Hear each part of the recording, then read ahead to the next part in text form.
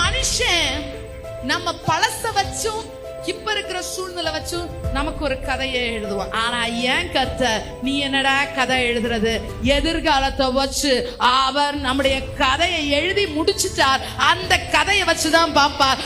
தாவீது புறக்கணிக்கப்பட்ட நேரத்துல மனிதர்கள் பார்த்தாங்க, ஏதோ ஒண்ணுக்கு வேலைக்கு ஆக மாட்டான், லாயக்கே இல்லாதவன், புறக்கணிக்கப்பட்டு வனாந்தரத்துல இருக்கிறான்னு சொல்லிட்டு மனுஷன் பார்த்தா. ஆனா ஏன் கர்த்தர் எப்படி தெரியுமா அவனை பார்த்தாரு? ராஜா வனாந்தரத்துல இருக்கிறார், ராஜா ட்ரைனிங்குள்ள இருக்கிறார்.